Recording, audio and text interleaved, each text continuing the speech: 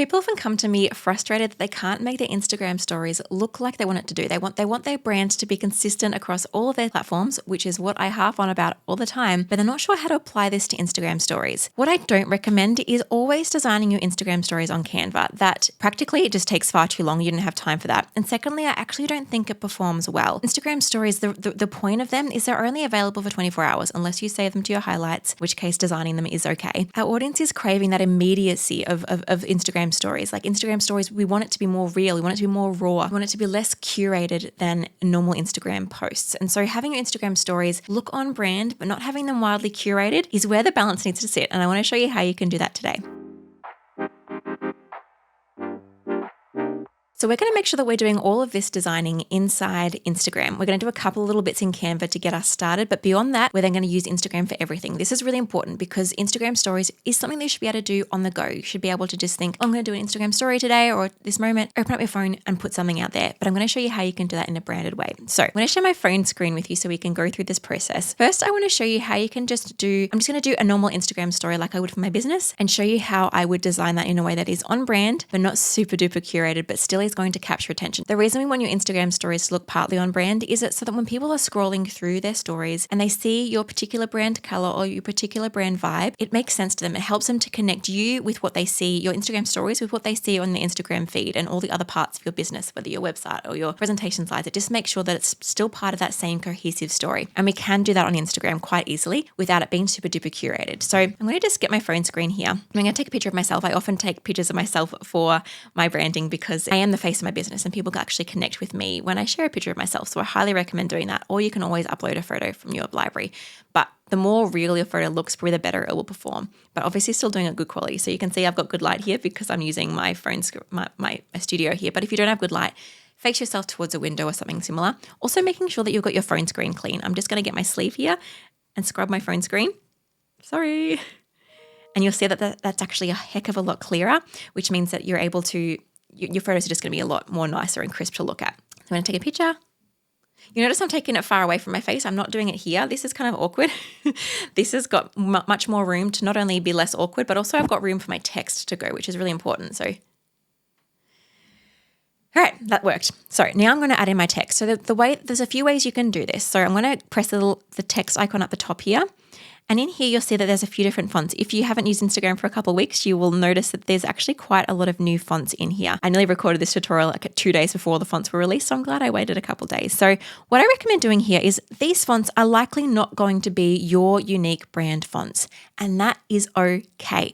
We don't need it to be your identical font. What we need to do is use a font or two consistently. So what I recommend doing is choosing a font that's closest to your common brand font. So if you've got a serif font, then use the literature or elegant or something else. For me, I'm going to use probably strong, or I'm going to use classic because both of those are nice sans serif kind of fonts. If I wanted to, I could also use signature because that's quite similar to my cursive font. But I like to really keep things clear here as well because people are viewing this on their phone. We don't need it to be super convoluted or super hard to look at, just something nice and clear. So I'm going to do strong here and say, hey, I'm making a tutorial. Now you'll see here that it's put a background behind my text. This is a really good thing. This means that people are actually going to be able to read my text nice and easily. See this little slider down the side? This is actually going to change the way that your text is arranged. So if you want your text to be quite small, you can rearrange it so it goes over 2 lines instead of like it automatically did over 4 lines.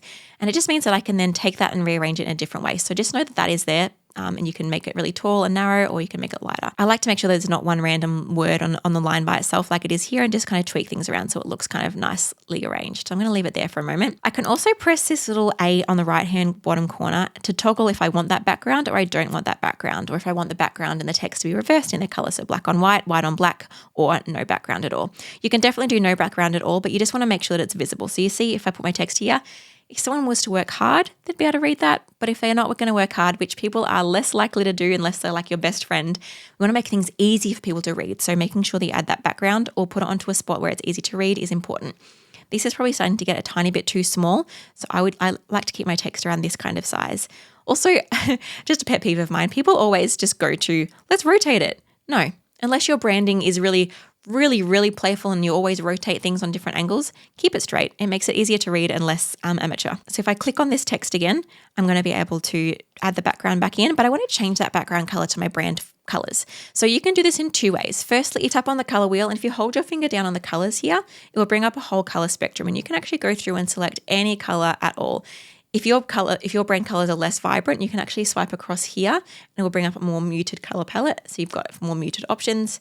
And across again, there's a more black and white scale option. So my brand colors are quite bright, so I'm going to hang over here.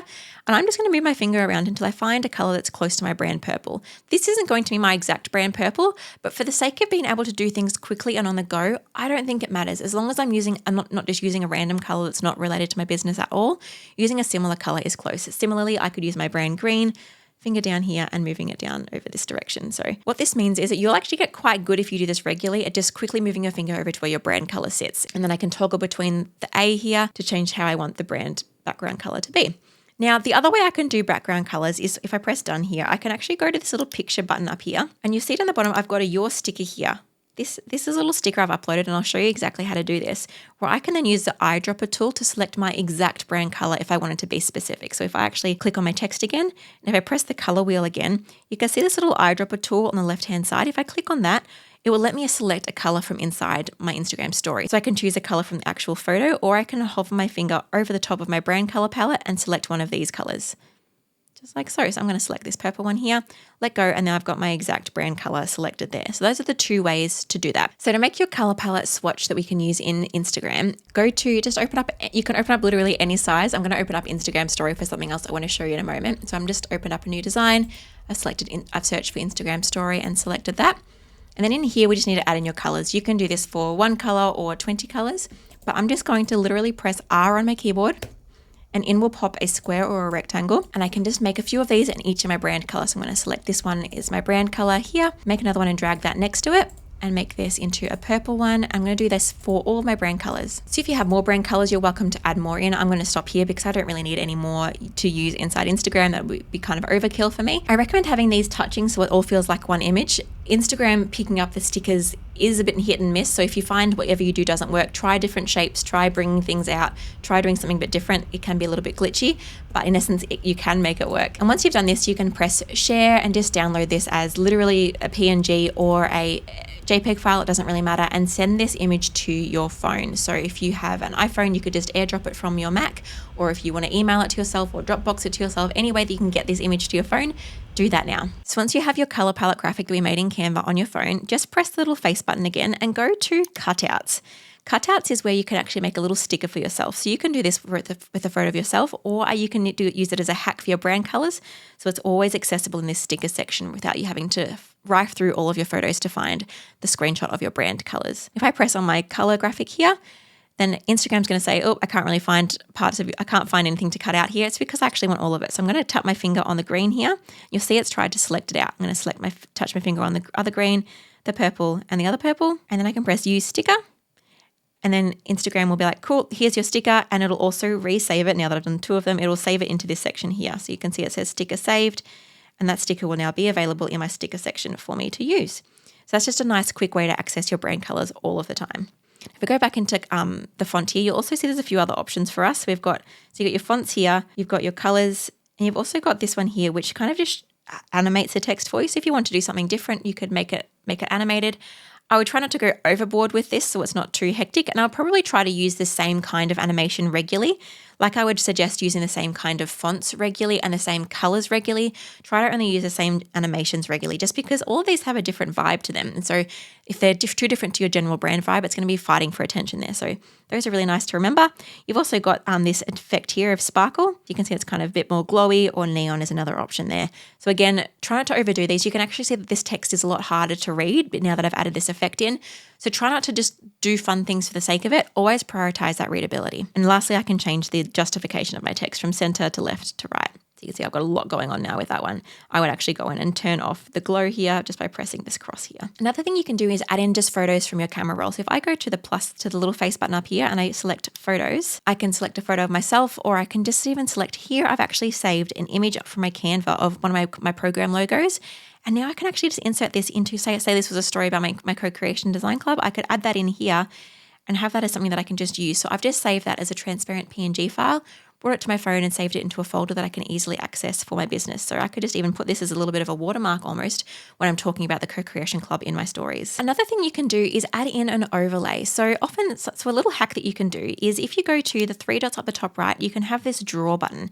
This draw button lets you to draw on your design quite nicely. I can also use the arrow function here and do a version with an arrow head at the end. I'm going to press undo, undo. You can also use a glow feature.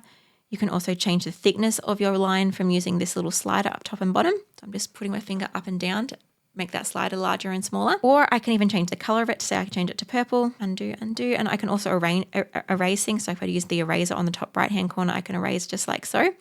But another one that I really love is this highlighter tool. If I use this here, you can see that you can actually see through it a little bit. And so this is actually just a really great hack to remember if you want to highlight a particular word. But what I actually like to do is if you hold your finger down on the screen, and it will use that color to fill in the design. So if you ever want a design, your image to be slightly more opaque, you can actually hold your finger down with a highlighter and it will make it more opaque. You can also do the same thing if you want just a full color. You can use the normal pen and fill that in with a full color. But another way, if you want to have a slightly more branded overlay, I'm just going to hit done on the drawing tools there and press the little face icon again. In my background folder, I've actually made a version that's got my brand colors and my brand texture as a transparent kind of image. So I'll show you how to do that in Canva now. So to create an opaque background that you can use inside your Canva, you want to press R on your keyboard and insert a full background color. You don't want to make it the actual background color because you won't be able to edit the transparency, but leave the background color here white. And then drag, using the rectangle handles here, your design out into the edges. Then if you click on this, you'll notice the transparency option up here. I can then change this to being as transparent as I would like to. I like it being quite opaque so that I can see through to the photo quite a lot, but you can change this depending on what you want. You could also do a few different versions. So you have a few different options for yourself. Now you could either leave it here so it's just a nice transparent background, or you can add in different elements to it. For me, I've got a few brand elements. So I'm going to go to my brand here and just insert a couple of those. So I could have some of these being less opaque than the others, or I could bring these to be opaque as well, depending on what I'm after. Then when I'm happy, all I have to do is press share, download, and make sure you have transparent. You will need Canva Pro for this one hack because you need to be able to save a transparency. So transparency means that you save the see-throughness of it. So I'm going to make sure PNG is selected. And I'm going to make sure that I tick transparent background. As you see, this is the Canva Pro feature. I'm also going to choose that I just want that one page, press done and download. So that's going to then download this to my computer. Again, I would send this to my phone. Another way that you can send it to your phone is by opening up Canva on your phone and downloading it from Canva directly to your phone. And so once you've sent this image to your phone, you can actually make this nice and large. So I'm just pinching my fingers to make things, I can move it around by putting my finger on it and moving it. And I can make it larger or smaller by putting two fingers on the screen and pinching it larger or pinching it smaller. And I can rotate it if I need to by doing this. So I'm going to make this as large as my phone screen.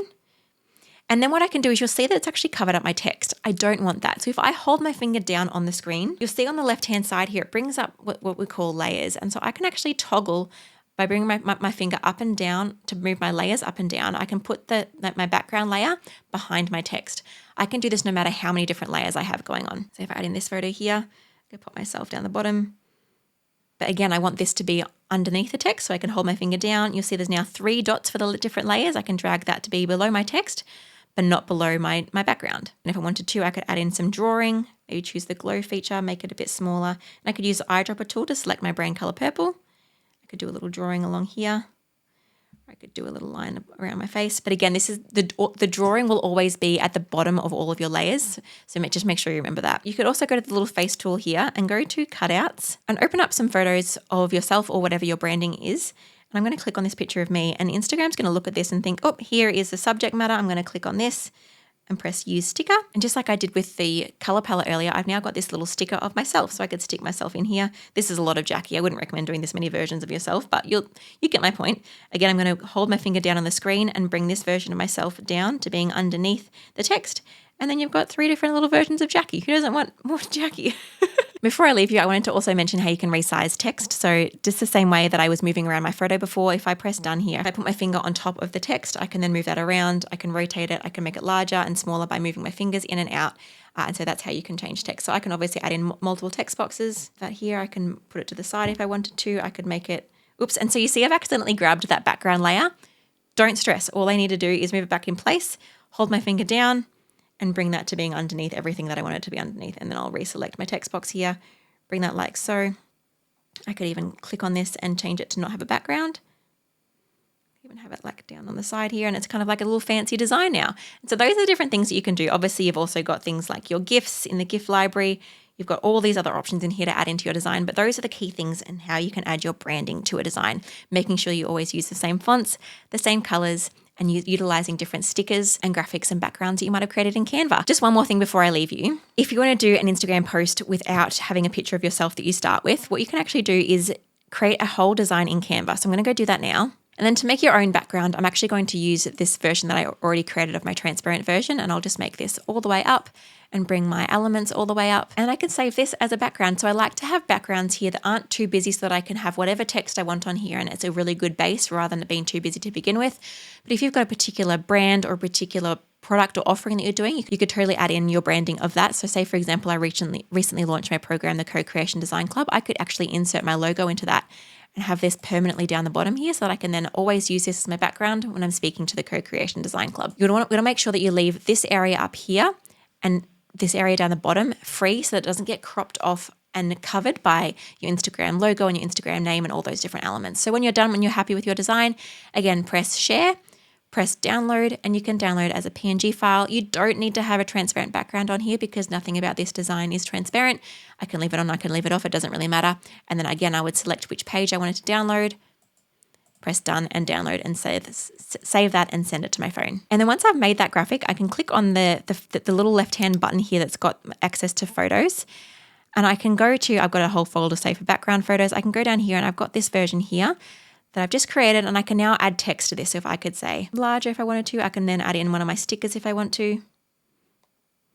I could then add in a link sticker, customize my link sticker text, done. If I tap on this link, it will actually show you multiple different ways that you can have this. So I can tap on it and it'll be a see-through version, rainbow version, all caps version, all caps blue version, all caps black version. And if I actually hold my finger down on this, you can see on the right-hand side is a little eyedropper tool. Now to access this eyedropper tool, you actually need to hold your finger down and keep it held down while you move across to the eyedropper. You can't let go of it, so you need to keep holding it down.